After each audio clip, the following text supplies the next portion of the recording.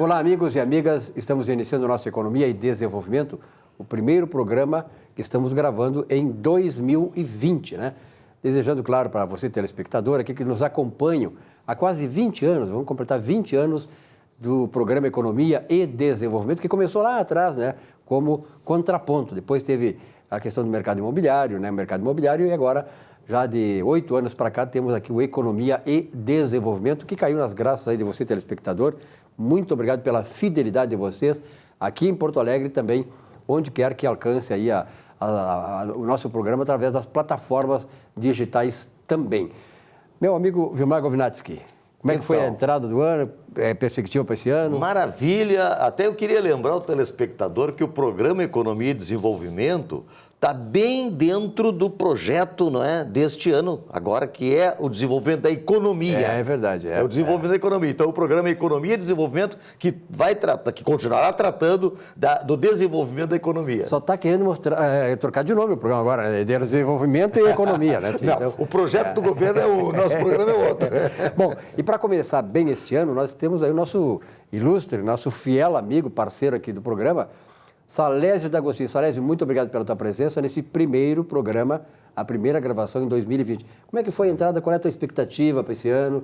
Como um camarada dessa área da contabilidade, que é fundamental para o país se desenvolver também, né? Não tenha dúvida, é por isso que o programa se diz Economia e Desenvolvimento, ok? Porque é através da economia aquecida que nós teremos o nosso desenvolvimento. E como a perspectiva é de que essa economia aqueça, evidentemente que a economia, né, e o desenvolvimento é garantido. É por isso que 2020 vai ser o ano da economia forte e o desenvolvimento para o bem da sociedade.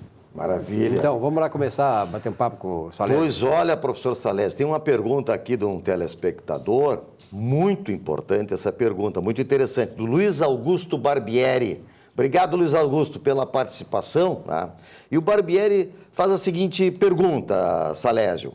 Como fundador e ex-presidente da APROCON Brasil, Confederação dos Profissionais Contábeis do Brasil, e do Sindiconta RS, Sindicato dos Contadores do Estado do Rio Grande do Sul, gostaríamos de saber se o senhor é favorável ou não à privatização do Conselho de Contabilidade, tal como quer o ministro da Economia, Paulo Guedes, que encaminhou ao Congresso Nacional uma PEC, a PEC número 108 de 2019, do ano passado. Então, professor, Luiz Augusto Barbieri e nós aqui da bancada e todos os telespectadores gostaríamos de saber a sua opinião, se o senhor é contra ou não a privatização do Conselho de Contabilidade. Muito bem, a pergunta ela é pertinente. E polêmica. Pertinente e polêmica, tá?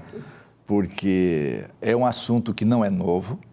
Esse assunto já foi trazido pelo Fernando Henrique Cardoso, que ele quis lá em 98 não privatizar as profissões, ele quis simplesmente que o Estado não intervisse mais na organização, na inspeção e na fiscalização das profissões. Foi aí que entrou o Supremo Tribunal Federal e o Supremo Tribunal Federal simplesmente disse não, isso, a fiscalização e o controle das profissionais é uma função do Estado. Está previsto na Constituição. E a Constituição não é uma Constituição de 88, Constituição lá de 1937, a Constituição antiga, que diz o seguinte, que compete à União organizar, manter e executar a inspeção do trabalho. Olha, então é função privativa da União organizar e inspecionar e fiscalizar os trabalhos que são oferecidos à sociedade. Ora, se são função do Estado, o Estado tem o quê? Que organizar. Organizar significa dizer o quê? Para proteger a sociedade. Então, o que é que fez o Estado? Simplesmente criou os conselhos de fiscalização, já que o conselho de fiscalização substitui o patrão no exercício da atividade. É diferente daquela profissão em que o patrão diz como ele tem que fazer. Então, nós temos profissões, como, por exemplo, o mecânico. O mecânico, quem diz é o patrão, olha, faz a peça desse jeito. Agora, um médico não é o patrão do médico que diz como ele tem que fazer uma cirurgia, entende? Não é o patrão do contador que diz como é que tem que se fazer os registros. Quem tem que fazer cirurgia, que tem que fazer os registros contábeis, são as técnicas contábeis, é a ciência contábil, é a serviço da sociedade. Aí o Estado criou o quê? Um órgão que substitui o patrão. Quem é esse órgão? O Conselho de Fiscalização Profissional. Por que isso? Porque ele tem que proteger, não deixar que leigos interfiram naquelas profissões técnicas, acadêmicas, científicas, entende? Então ele tem que dizer, os leigos não podem intervir e tem que fiscalizar para que os não leigos trabalhem corretamente. Então, os profissionais têm um exercício correto da profissão. Exatamente. Proteção à sociedade, né, professor? Exatamente. E o que é que acontece? Aí, a supervisão ministerial. Aí o Estado diz, olha, que depende da profissão, vai estar vinculado a um ministério. Como, por exemplo, os médicos estão vinculados ao Ministério da Saúde, lá os advogados, o Ministério da Justiça, os contadores, né, os Ministérios da Economia, porque esses ministérios é que deveria organizar, que deveria editar as normas, que deveria, enfim, estabelecer os procedimentos de funcionamento. Só que em 98, quando o Fernando Henrique Cardoso diz, vamos privatizar, os conselhos passaram a se sentir privatizados e agir como dono fossem. E com isso o Estado passou a não intervir mais. O Estado não intervindo, eles se sentiram donos dos conselhos e começaram a usar o dinheiro da maneira como eles querem. Ou seja, aplicar o dinheiro não na proteção da profissão, mas sim esse dinheiro foi aplicado para benefício dos conselheiros, para benefício daquele grupo que comanda. E esses conselheiros que hoje estão agindo dessa maneira são favoráveis. Só porque nós, profissionais que queremos o bem da sociedade, queremos o bem da profissão, somos totalmente contrário a esta PEC. E eu gostaria, inclusive, que vocês se atentassem ao que está escrito na PEC 108, que não é simplesmente privatizar. Veja o que é que diz a PEC. A lei não estabelecerá limites ao exercício da atividade profissional. Ok? Então, a lei não estabelecerá limites ao exercício da atividade profissional ou obrigação de inscrição no conselho profissional. Ora, a lei não estabelecerá limites ao exercício, isso é uma coisa muito séria, nós não podemos permitir isso. A lei tem sim que dizer quem são os profissionais e como tem que agir.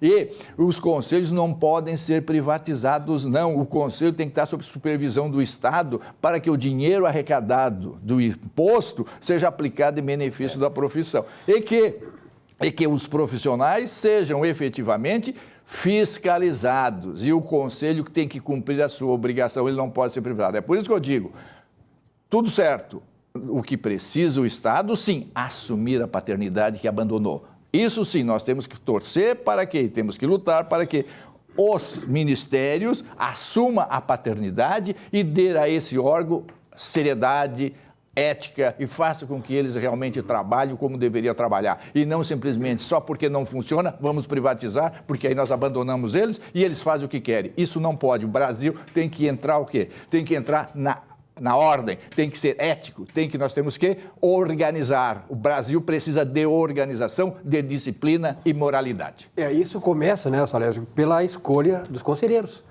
pela escolha de quem vai dirigir os conselhos. Quer dizer, o conselho tem que fazer a sua atuação e não desviar a finalidade do conselho. Esse é o grande problema. E o Estado serve para isso, exatamente para evitar isso. Agora, se o Estado não está fazendo bem a coisa, também tem que se cobrar do Estado. Salésio, muito obrigado pela tua presença aqui neste espaço, conversando sobre contabilidade.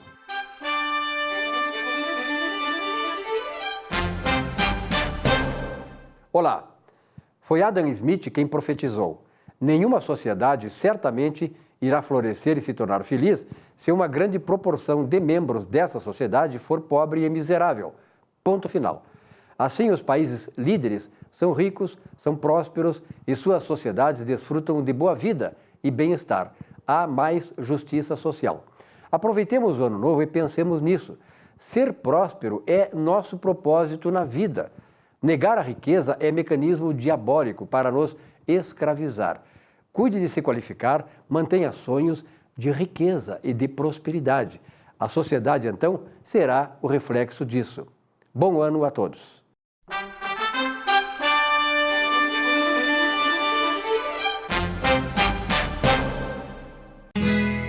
Ser gaúcho é preservar as tradições, é valorizar a educação e acreditar que um futuro melhor nasce nas páginas de um livro. É nossa tradição trabalhar duro. Temos orgulho do suor que escorre do rosto. Ele reconforta a alma e sedimenta uma vida digna. É nossa tradição valorizar o passado para desenvolver o futuro. CMPC Celulose Rio Grandense. Desenvolvimento é a nossa tradição.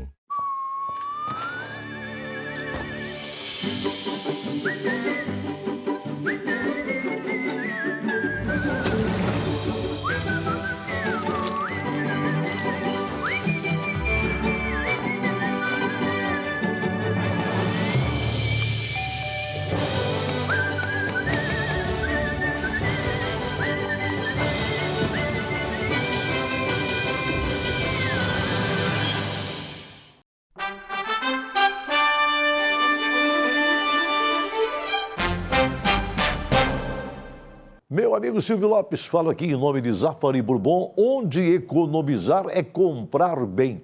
Mas, Silvio, tem alguns números que aparecem na época eleitoral que deveriam ser repetidos todos os anos, porque, afinal de contas, a gente só ouve falar desses números em épocas eleitorais.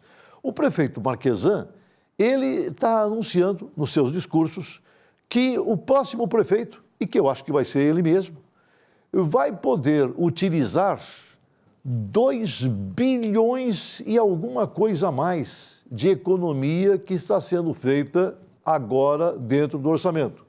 E mais, por causa do aumento do IPTU, é claro que o IPTU acabou baixando para algumas categorias, mas foi elevado para outras, não é? Aqueles que têm mais, que têm residências mais suntuosas, vão pagar um pouco mais. Então, vai ter um aumento aí na arrecadação do IPTU, de acordo com o prefeito, declaração que ele deu, mais 2 bilhões e alguma coisa mais por causa do aumento do IPTU. Veja, olha, é um monte de dinheiro, né?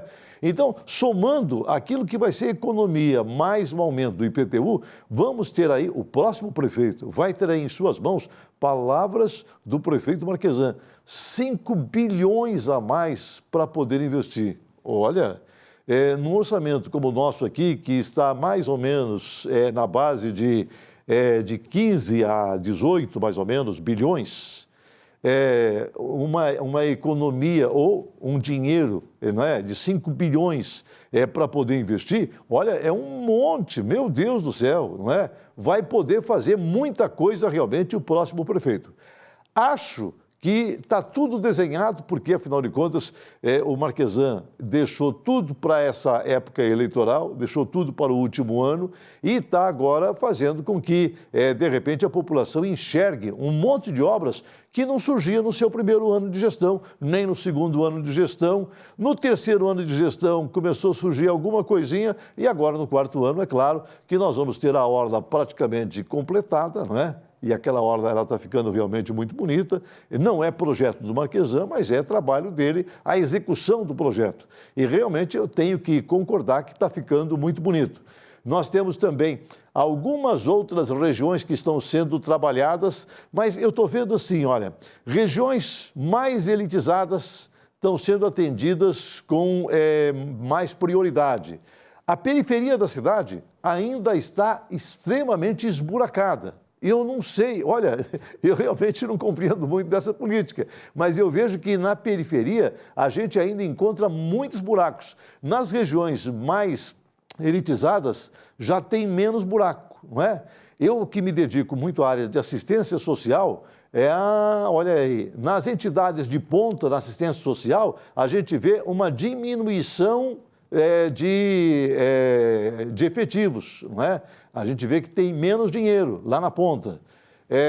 Mas eu acho que esse ano as coisas vão melhorar também nessa área da assistência social. Espero que sim, porque o povo pobre precisa muito disso.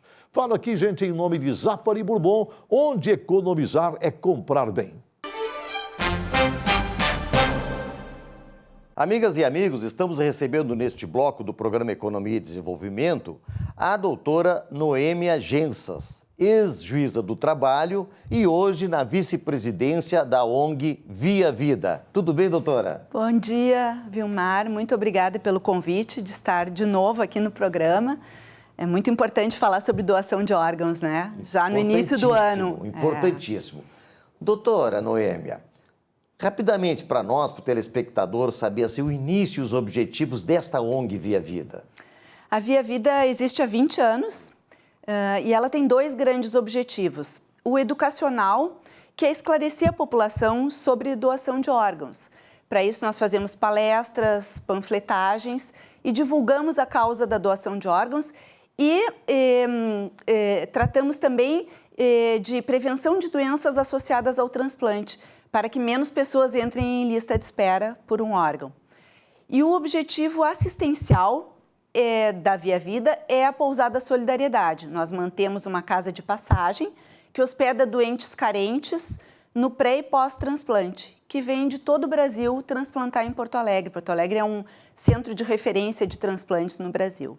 Interessante, Pousada Solidariedade, Pousada Solidariedade. Vamos falar sobre isso depois, mas antes eu tenho uma pergunta que certamente é uma dúvida e talvez até uma temeridade de muito telespectador, assim como eu, doutora, que é a questão de por que ser ou por que não ser, ou vamos colocar diferente, por que devemos ser e por que devemos tirar o temor de não ser doador de órgãos. Eu explico por quê, doutora Noêmia. Muitas pessoas falam para a gente o seguinte: puxa vida, eu passo a ser doador de órgãos, mas com isso eu não poderei ser uma vítima de uma falcatrua qualquer para programar, para provocar minha morte, para fazer com que os meus órgãos sejam usados com até fins comerciais. Como é que funciona isso, doutora Noêmia? É uma boa pergunta, Vilmar. Isso, de fato, é um tabu, né, na doação. E o que nós temos a dizer é que a doação de órgãos é um ato de amor, né? Um ato de solidariedade, de amor ao próximo e que salva muitas vidas. E o único tipo de morte que autoriza a doação de órgãos no Brasil é a morte encefálica. A nossa conhecida morte cerebral. Exatamente. Que é quando não há mais fluxo sanguíneo no sangue, no cérebro. Ela pode ocorrer por um AVC, ela pode ocorrer por um disparo de arma de fogo, por uma queda e batida... Como foi o caso do apresentador Gugu Liberato. E que a família deu um exemplo maravilhoso de solidariedade por desejo dele, porque ele expressou para a família, e aí já vai um apelo às pessoas para que avisem a família que são doadores de órgãos. No Brasil não há cadastro, não há selinho na carteira de identidade. O que vale no Brasil é a família autorizar a doação de órgãos. Quer dizer, eu posso ser doador de órgãos, mas a única forma de que os meus órgãos sejam doados é se eu tiver morte cerebral. Morte cerebral. E esta morte cerebral, para autorizar a doação de órgãos, ela tem que ocorrer dentro de uma UTI. Né? Dentro de um hospital? Dentro de um hospital. Se eu for vítima de um acidente de trânsito e morrer no local do acidente, não serei... Não será, porque aí aproveitado para órgãos ocorre a falência múltipla dos órgãos, né? Claro que para pele, ossos até pode ser, mas para órgãos tem que ser uma morte cerebral dentro de uma UTI. Mas isso desmistifica bastante essa temeridade. Completamente, né? Completamente. Porque aí a equipe da UTI vai manter artificialmente o coração batendo para irrigar os órgãos para poder fazer a retirada. Mas aí esse mito de vão tirar meus órgãos e fazer tráfico desaparece. Até o doutor Camargo tem um texto muito... Grande doutor José Camargo. Muito interessante sobre isso, em que ele diz... para acreditar nesse mito, né, nós teríamos que imaginar uma equipe de UTI fazendo esse tipo de coisa, já que a morte... Sim, uma quadrilha. Uma quadrilha dentro de uma UTI Dentro do hospital. Exatamente, né? Que é uma coisa que é insana, né? Inconcebível. Então, né? ocorrida a morte encefálica dentro da UTI, e essa morte encefálica, ela é verificada e atestada por vários exames, né? Sim. Exames de imagem, inclusive, com diferença de 6 em 6 horas. E aí, esses exames estão disponíveis para que a família veja os resultados e analise direitinho que não há... os médicos mostram para a família, olha, não há fluxo sanguíneo, né? Então, a família tem a certeza da morte encefálica, que é irreversível, né? Sim. Como qualquer morte, ela é irreversível. Todo o processo é totalmente transparente. Totalmente transparente. E, a partir daí, então, a abordagem à família, né? Solicitando que a família, se for, né, do seu... Do desejo. Do desejos, e se o familiar... informou para a família o seu desejo, que aquela família autorize a doação de órgãos e possa salvar outras tantas vidas, né? Claro, e salva muitas vidas, né? Salva muitas vidas e melhora a qualidade de vida de outras tantas pessoas. Vejo que no caso do Gugu, quase 50 pessoas foram beneficiadas. Né? Um homem totalmente saudável. Porque além dos órgãos, pode doar válvulas, tecido, ele fez pele, doação praticamente ossos, tudo que pôde, né? Pele, etc. Salvou muitas ossos vidas, também, né? Salvou muitas vidas. Salvou muitas vidas. Que maravilha. Doutora, falando em maravilhas, tá?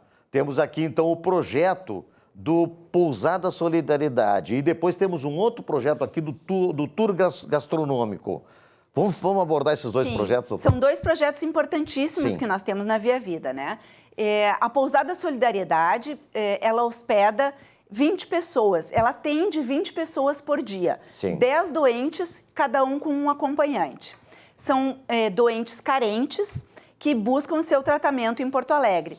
E que ali eles recebem gratuitamente hospedagem, alimentação básica, acompanhamento de assistente social, psicóloga, voluntário. Nós somos em torno de 75 voluntários na Via Vida que tocamos esse projeto lindo.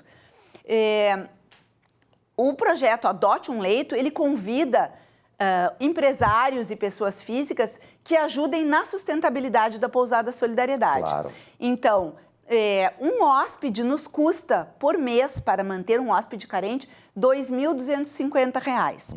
Então, tem a conta da Via Vida, pode ser por depósito bancário ou por boleto, nós emitimos boleto, e o empresário pode doar o valor que ele quiser. Não precisa adotar um leito por mês. Se ele quer doar R$1.000, se ele quer doar R$500, se ele quer doar R$50, a pessoa escolhe quanto ela quer doar e ajudar a sustentabilidade da Pousada Solidariedade. E essa avaliação da carência do hóspede é feita pela própria ONG? Não. O hóspede passa por uma avaliação pelas assistentes sociais dos hospitais transplantadores. Quando ele chega em Porto Alegre, ou na Santa Casa, ou na PUC, ou no Clínicas, ele passa por uma análise de sociograma pela assistente social do hospital, e quando ele é carente, não tem como se manter em Porto Alegre até ser chamado para transplantar, ele é encaminhado para a Pousada Solidariedade. Isso é importante para a confiabilidade do próprio empresário, não é? Com certeza. Para ele contribuir. Falando em confiabilidade, a Via Vida ela possui filantropia e ela possui utilidade pública federal, municipal e estadual. É uma legítima instituição sem fins lucrativos. É uma entidade muito séria, né? E essas doações são passíveis de abatimento no imposto de renda. Perfeito, então, claro. Então, além de ajudar e associar o nome da empresa a uma causa social, tem... A legalidade da entidade permite que a empresa faça o abatimento no imposto de renda. No seu acerto. E o tour gastronômico, doutora O tour Noêmia? gastronômico é um outro projeto muito legal que nós temos, que cada mês do ano nós temos um restaurante que é parceiro da Via Vida e num dia específico ele doa parte da renda, né, daquele dia para a Pousada Solidariedade. Sempre é em torno de 20% a 30% da renda do dia. Então, eu te trouxe aí por escrito os nossos parceiros de janeiro e fevereiro. Janeiro, no dia 22 de janeiro, O parceiro é o restaurante... Cantina Família, Facim. Que é no Total, é um restaurante Sim, no Shopping muito Total. legal. Conheço lá, conheço. Muito bom. No almoço e no jantar, as pessoas que comparecerem, além de se deliciarem com os pratos maravilhosos que tem, estarão ajudando a Via Vida e a causa da doação de órgãos, porque eles vão doar parte da renda. Sim. E o nosso parceiro de fevereiro é o Maré Brasil, é o restaurante em Xangri-Lá, na Avenida Paraguaçu, que já é o terceiro ano que é nosso parceiro, o Maré Brasil. E também nesse dia, que está aí o dia... O dia 20 de fevereiro. 20 de fevereiro, vai doar parte da renda desse dia também para a Pousada Solidariedade. Doutora Noêmia Gensas, vice-presidente da ONG Via Vida, que cuida de transplantes há 20 anos. Muito obrigado pela sua presença. Eu que agradeço. Mais vezes retornaremos com esse assunto tão importante. Lembrar o pessoal de avisar a família que são doadores de órgãos, vamos salvar vidas juntos e avisar a família que o seu desejo é ser doador, porque isso facilita o sim da família. Perfeito. Muito obrigado pela audiência. Vamos para um rápido intervalo e em seguida estaremos de volta com muito mais informações.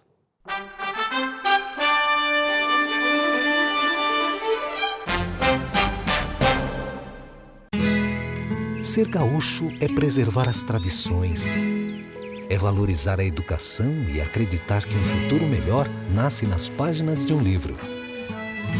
É nossa tradição trabalhar duro. Temos orgulho do suor que escorre do rosto. Ele reconforta a alma e sedimenta uma vida digna. É nossa tradição valorizar o passado para desenvolver o futuro. CMPC Celulose Rio Grandense. Desenvolvimento é a nossa tradição. Um show de humor gaúcho sem palavrão e com muita alegria e interatividade. Zurba Fagundes. Mais de 300 espetáculos no Rio Grande do Sul, Santa Catarina e Paraná, nos melhores palcos do Brasil. 2 vezes finalista no Festival da Mentira de Nova Brécia. Atração no Show do Tom. Programa Silvio Santos e Ana Hickman. Teatro, congressos, encontros, jantares, brigas de casal e bocas livres em geral. Zurba Fagundes. Diversão garantida ou seu mau humor de volta. Contrate esse artista gaúcho antes que ele morra de fome.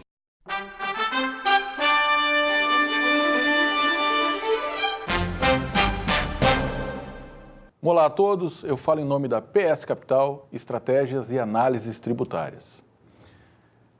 Em seguida, eu vou estar de aniversário esse mês de janeiro, então eu pensei em falar sobre os sobreviventes. Então, um brinde aos sobreviventes. Pessoas felizes com mais de 45 anos são sobreviventes. Nada contra aquela galera dos 30 e poucos ou bem menos, mas a opção por uma transformação aparente ou escondida ocorre depois que ultrapassamos a 4ª década da vida. Até os 45, nós construímos castelos de vitórias e medos. É o cume de uma lomba que empurramos as ilusões até o topo. E do alto, nós temos a sensação de uma vitória cinza. Satisfeitos mais ou menos com o que temos. Todavia, com a sede de querer mais, sabemos mesmo que inconscientemente que estamos perto ou já passamos da metade da existência. Depois dos 45, as cartas do baralho estão distribuídas. Podemos optar pela acomodação, em seguir jogando uma partida que a cada dia vai perdendo a emoção e a graça, ou então tentar uma virada, consertando o que ainda não está bom. É como a história da águia, que quando chega na metade da vida precisa se renovar para seguir adiante. Neste momento, ela constrói um ninho próximo a uma montanha e se isola para enfrentar um processo de renovação. Literalmente, ela arranca as unhas, o bico e penas, e após dolorosos 5 meses está reinventada, pronta para viver o outro tempo. A ave teve que decidir entre desistir ou deixar-se morrer, ou dolorosamente se renovar.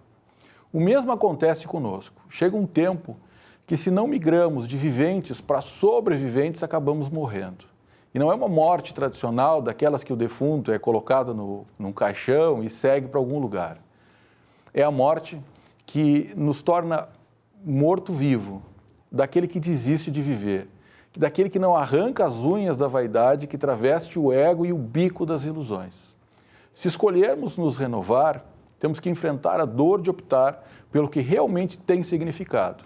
É pegar cada experiência e submetê-la ao crivo do vale a pena. E a pena que não vale deve ser sem pena, descartada, como faz a águia. Então, um brinde aos sobreviventes, aqueles que escolheram se renovar, que abriram mão dos relacionamentos exauridos, que se reinventaram na profissão, que tiveram coragem para dizer os nãos nos momentos e para as pessoas certas. E assim estancaram sangrias que custariam caro no futuro, que despertaram para um significado o jogo da vida e que agora podem voar felizes pelo dobro do tempo que ainda resta.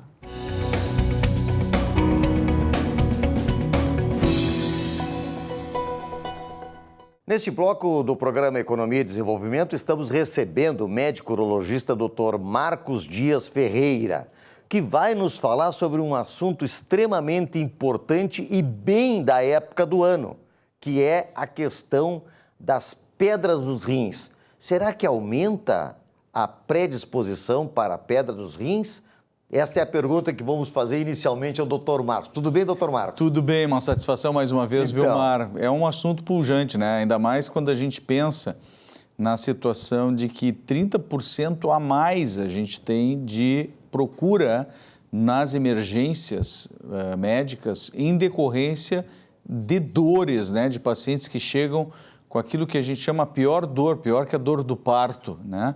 Que é causada muitas vezes, então, justamente pela migração dessas pedras que saem dos rins e vão descendo pelo canal do ureter até a bexiga. Então, é algo muito importante que a gente realmente alerte a população e converse sobre isso. Este aumento dos 30% dessa demanda é justamente em função da sazonalidade do verão. Exatamente. O que acontece? A gente sabe que nesse período, Vilmar, de verão, as pessoas acabam, apesar de tomarem mais líquidos muitas vezes, né, pela sede, pelo calor, muitas vezes não é a quantidade ainda suficiente para que elas efetivamente façam uma boa diluição da urina.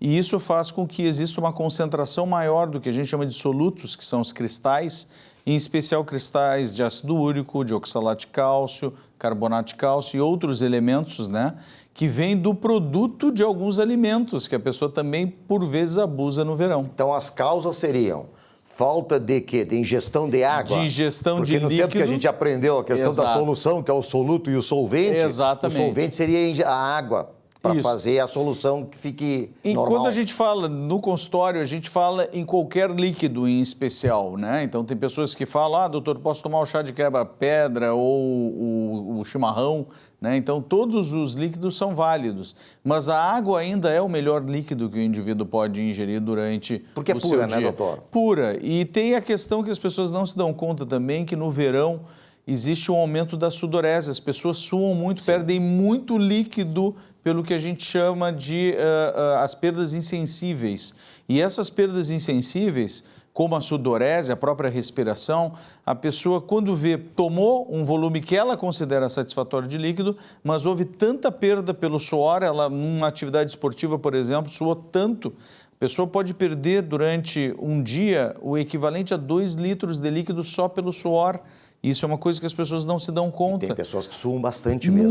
Muito, Vilmar. E aí o que acontece? Ela acaba tendo menos passagem no seu trato urinário de líquidos, acaba diluindo menos a sua urina e cada vez que a gente concentra demais a urina, existe uma chance maior de justamente aumentar a quantidade de solutos, né, de cristais. Sim. E esses cristais, obviamente, vão se agregar e vai originar, então, a formação do cálculo. No caso do cloreto de sódio, que é o nosso sal de cozinha, também é outro fator que acentua esse sintoma, essa questão da pedra nos rins? O sal de cozinha, ele é um dos fatores considerados chaves na ocorrência, né? Então, o abuso do sal, ele pode ter, de fato, efeitos importantes na formação do cálculo. A gente nunca deve esquecer, Vilmar, que a incidência de cálculos até a década de 80 era considerada de 1% na população em geral.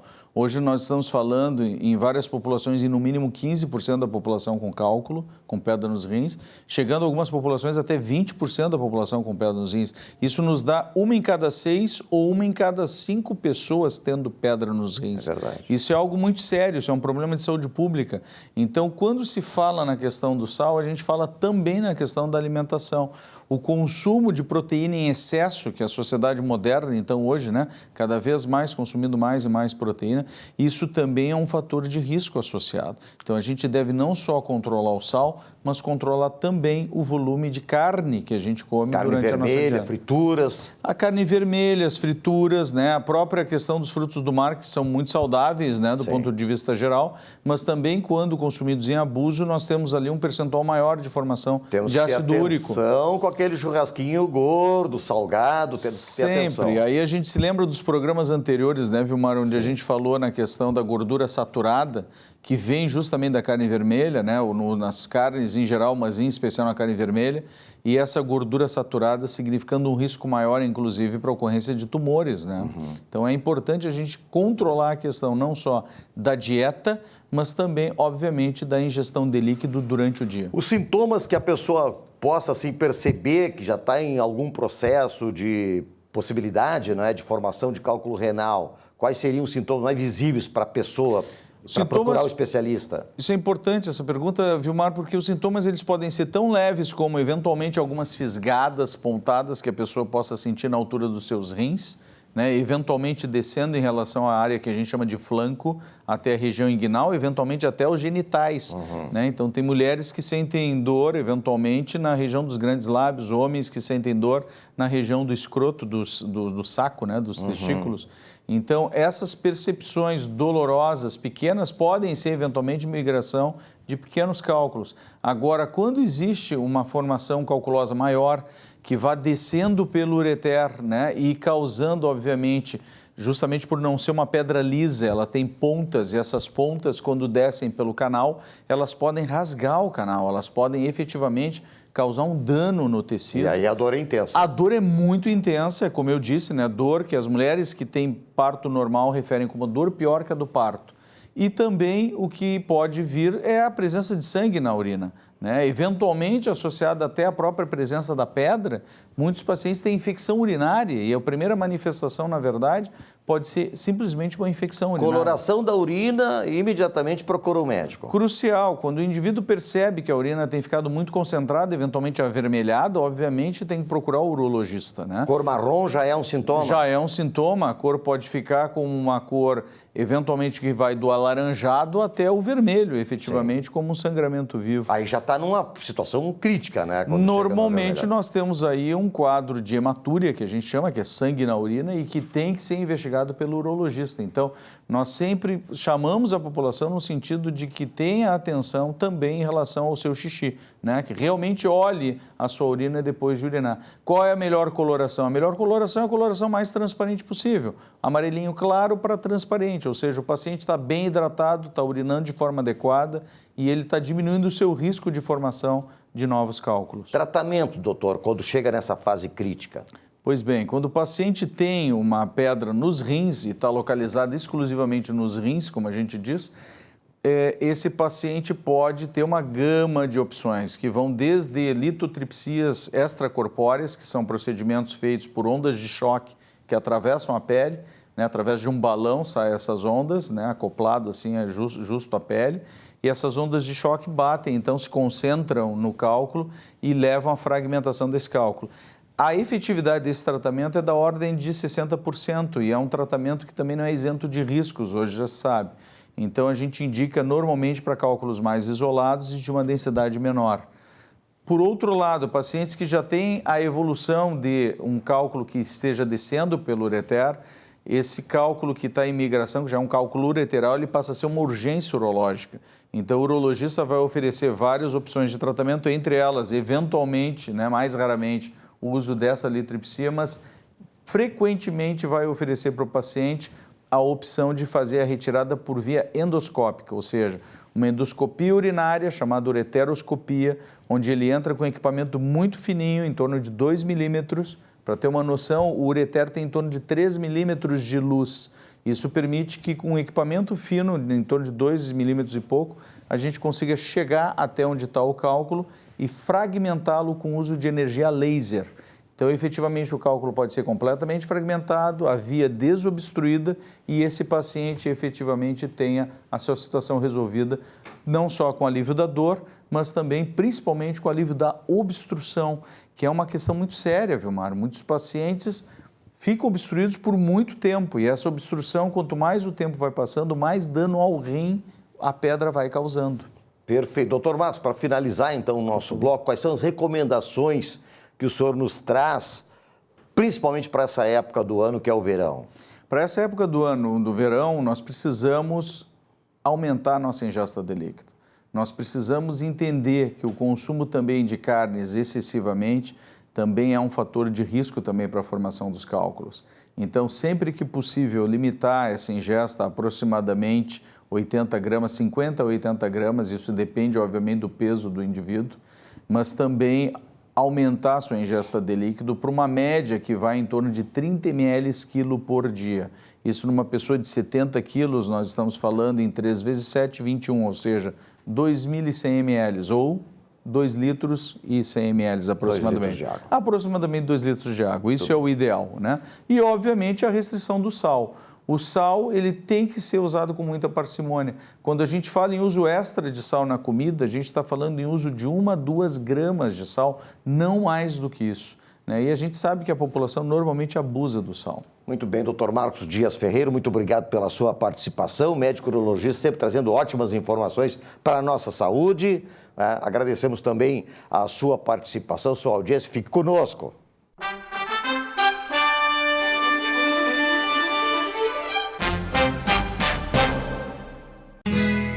Ser gaúcho é preservar as tradições, é valorizar a educação e acreditar que um futuro melhor nasce nas páginas de um livro.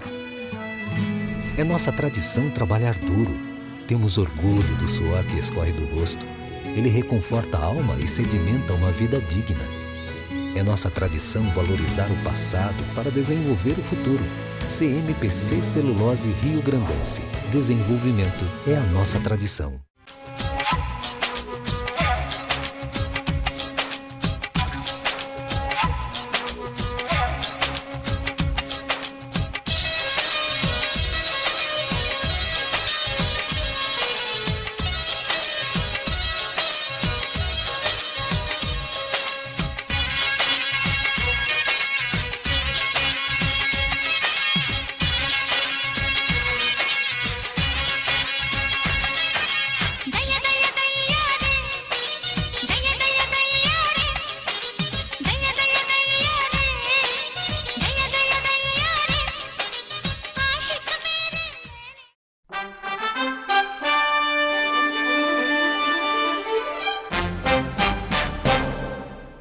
Olá, meus amigos e amigas, telespectadoras do programa Economia e Desenvolvimento.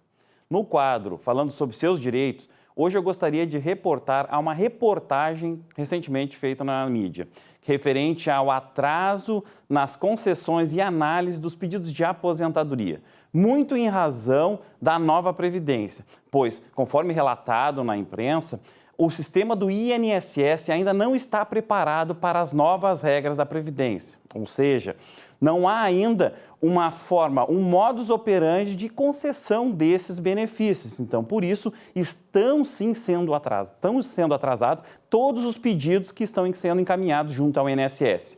Nestes casos, o que eu sugiro? Há um remédio jurídico chamado mandado de segurança que poderá ser manejado por um advogado desse segurado que está tendo aí o benefício atrasado para poder ingressar com uma ação judicial compelindo ao INSS para poder fazer essa análise. Essa análise é muito importante porque sem a decisão de deferimento ou indeferimento do benefício, o segurado não fica disposto ao benefício. Então, sugiro sim que você procure um advogado, que você procure um profissional dessa área de direito previdenciário para encaminhar um pedido, um mandado de segurança para ter aí destrancado o seu pedido para poder ser analisado. Se for indeferido, lhe dará a possibilidade de ingressar judicialmente pedindo e requerendo a aposentadoria, que é seu direito. Muito obrigado pela audiência e até o próximo programa. Neste último bloco do programa Economia e Desenvolvimento, estamos recebendo a doutora Isabel Abeixe Cardoso. Doutora Isabel, ex-presidente da Sociedade de Oftalmologia do Rio Grande do Sul, ex-presidente também da Sociedade Sul-Brasileira de Oftalmologia e conselheira do Conselho Regional de Medicina do Rio Grande do Sul, uma porção de atribuições que a senhora tem, né? Além da sua atividade profissional, organizar eventos, organizar congressos internacionais. Maravilha. Doutora Isabel, como é que vai a senhora? Tudo bem? Tudo bem, é um prazer estar aqui novamente no programa. Tudo bem contigo? Tudo ótimo, graças a Deus, tudo bem. Doutora Isabel, nós estamos no verão, iniciando o ano, quer dizer, tem praticamente aí o mês de janeiro e fevereiro todo pela frente, muito sol, muita praia, muita piscina. É verdade. E muita luz solar incidido nos olhos, muitos raios ultravioletas, né? Muita areia, muito cloro. Quer dizer, tem o lado bom, mas também tem o lado que observa-se a questão dos cuidados, tá? Como é que estamos, doutora Isabel, para as recomendações em relação a lentes de contato, em relação a óculos de sombra, como se diz, óculos de sol, né? Como é que estamos nessa situação, doutora Isabel? O que temos aí para trazer para os ouvintes? Bem, uma coisa muito importante, Filmar, da gente comentar com as pessoas é que elas não devem usar óculos escuros ou óculos de sombra, óculos solares de camelô. Por quê? Esses óculos de camelô, em geral, a grande maioria que a gente viu até agora, eles não possuem filtro ultravioleta na lente. Apesar da lente ser marronzinha ou esverdeada, ter a coloração mais escura, existe uma substância que é colocada na fabricação da lente que filtra os raios ultravioleta, os raios solares, para protegerem o olho. E esses óculos não apresentam esse filtro. E o que isso causa na pessoa? Quando a pupila da gente, que é a bolinha preta, quando tem muita claridade, a pupila fecha, ela fica menor. Se a gente bota um óculos escuro, a pupila dilata. Por quê? Tem uma situação de mais sombra. E ela está com esse pressuposto de estar dilatando, usando um óculos que esteja filtrando esses raios. Porém, se a pessoa usa um óculos, a pupila aumenta de tamanho, entra mais luz dentro do olho e não está filtrando, esses raios podem ser prejudiciais à retina, que é a parte lá do fundo do olho, expondo a retina a maior intensidade de radiação ultravioleta que, ao longo do tempo, pode acelerar o surgimento de doenças, inclusive degeneração macular, que é uma doença que aparece depois dos 60 anos em que a retina é alterada. Claro que não é um dia, 2 dias a pessoa usar o óculos sem a proteção ultravioleta e já ter o problema no fundo do olho. É um uso constante ao longo de muito tempo. Então, por isso que a gente aconselha as pessoas a sempre procurarem comprar óculos escuros, óculos de sol, com a proteção ultravioleta, que inclusive hoje essa proteção já vem até nas lentes transparentes. Lentes incolores têm filtro ultravioleta também. E como é que a gente tem essa garantia, doutora, de saber se o vendedor não está enrolando a gente? Bem, nas óticas e também em alguns consultórios médicos, eu mesma tenho no meu consultório, nós temos um aparelho que a gente coloca ali e ele mede o quanto que o óculos está filtrando o ultravioleta. O ideal é que filtre 100%. Mas eu já peguei óculos no meu consultório, porque eu sempre peço para os pacientes, o senhor gostaria de avaliar se o seu óculos tem a proteção ultravioleta? Um extra, né, para a pessoa saber. E já pegamos óculos que não tinha, e a pessoa não sabia. E aí eu digo, olha, esse seu óculos tem 0 de proteção, a senhora tem que ir na ótica e colocar. Na verdade, essa pessoa não tinha colocado um antirreflexo e a proteção ultravioleta vinha no antirreflexo. Essas lentes fotocromáticas, doutora, elas têm a proteção ultravioleta? Sim, elas têm, só que o fotocromático é uma outra coisa. O fotocromático é quando a pessoa ela tem uma lente transparente, porém ela tem uma substância dentro da lente que quando ela sai num ambiente de luminosidade, de claridade, a lente escurece. Quando ela volta para dentro de casa, a lente clareia. Então, para algumas pessoas que não gostam, digamos, de ficar colocando e tirando óculos solar, óculos incolor, a fotocromática já resolve o problema, porque ela escurece quando está na claridade e ela clareia dentro de casa numa situação, digamos, de mais escuro. E as lentes de contato, doutora, elas têm essa proteção ou tem que usar um óculos com proteção ultravioleta? Algumas lentes de contato também tem? Tem, mas o ideal é que a pessoa use sempre um óculos solar.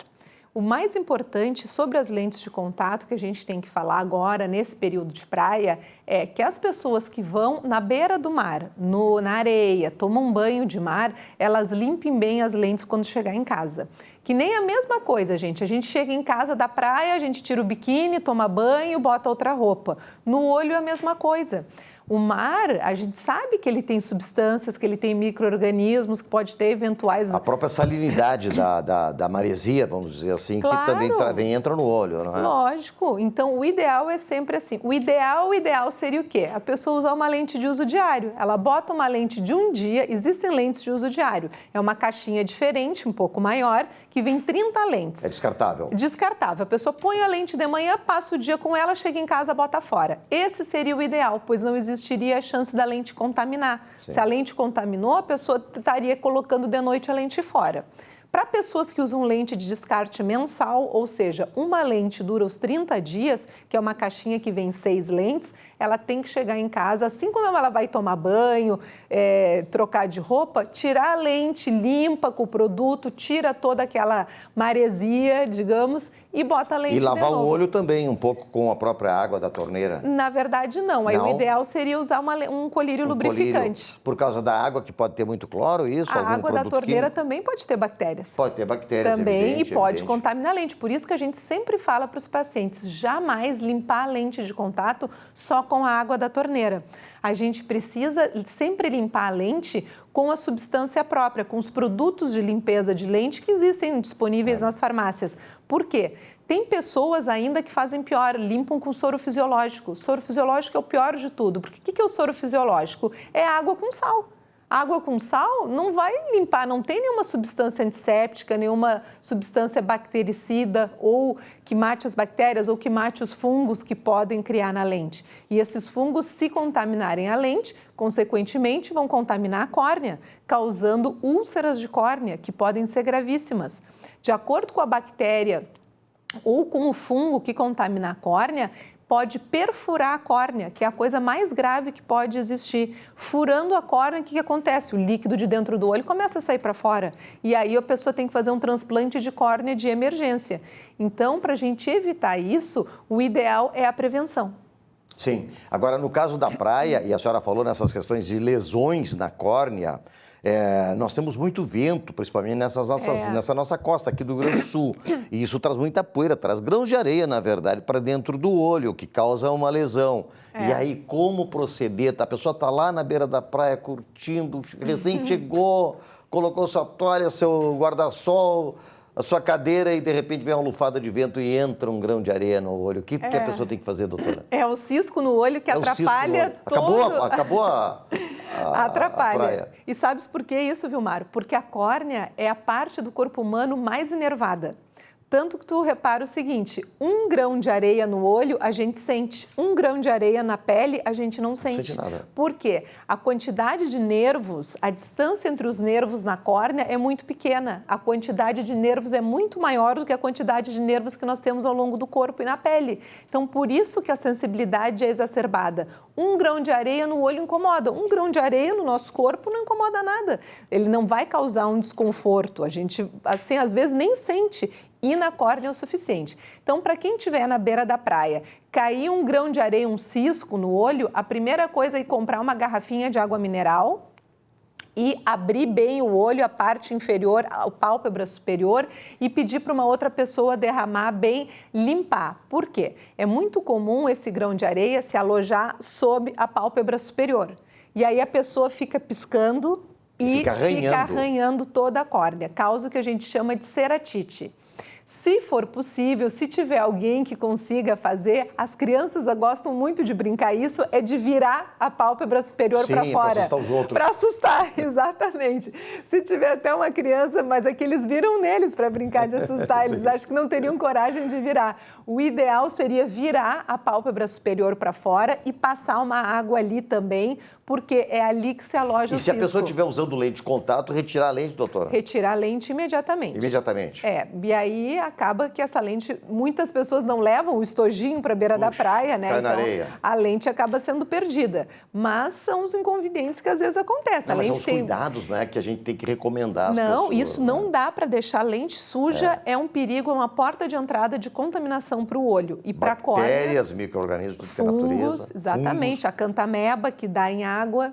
A gente está sempre com essa orientação. E na piscina também. Pois é, eu queria lhe perguntar. Nós estamos falando de praia, mas tem a piscina também, né, que traz problemas. A piscina também é a mesma coisa. A água pode conter esses micro-organismos que podem contaminar a lente e, consequentemente, contaminar a córnea. O ideal seria a pessoa não nadar de lente de contato. Porém, pessoas que têm alta miopia, às vezes não conseguem. Se for uma pessoa que já nada mais tempo, já é um nadador, digamos, mais profissional, constante, existem óculos de natação que o próprio óculos tem grau corrigido nele. Muitas pessoas nem sabem disso. Não sabia. Acabam usando a lente de contato com óculos de plástico normal, mas existe tanto em lojas de shopping, lojas de esporte, como pela internet, óculos de natação com um grau, claro que é o mesmo grau nos dois olhos. Uma pessoa que tem graus diferentes já vai ficar, não é o ideal, porque não é um óculos de natação. A não ser que mande fazer pela prescrição A não ser que médica, mande né? fazer, mas existe em São Paulo uma ótica que faz óculos específicos para esporte. Óculos de natação, daí se a pessoa tem graus diferentes, né? Mas, a grosso modo, existem óculos de natação com grau. O cloro também é prejudicial à saúde? O cloro, na verdade, ele irrita. Tem pessoas que são mais sensíveis, que podem ter alergia. Não chega a ser prejudicial para os olhos, ele é apenas irritativo, porque é uma substância química. Então, muitas pessoas ficam com os olhos vermelhos quando saem da piscina. Isso é muito natural. Mas aí a coisa que a gente tem para driblar isso é aquelas piscinas salinizadas, né? Que hoje em dia cada vez estão tomando mais conta do ambiente, porque muitas pessoas ficam com o cabelo ressecado, com a pele ressecada e os olhos também muito vermelhos. E nas piscinas que são com sal, isso aí não acontece tanto. Maravilha. Doutora Isabel Abeixe Cardoso, muito obrigado pela sua participação. Um prazer. No programa Economia e Desenvolvimento. Nós vamos encerrar por aqui hoje, mas estamos sempre no ar trazendo excelentes notícias e principalmente orientações em épocas que são extremamente importantes, como agora as orientações para a nossa saúde no verão. Um abraço a todos.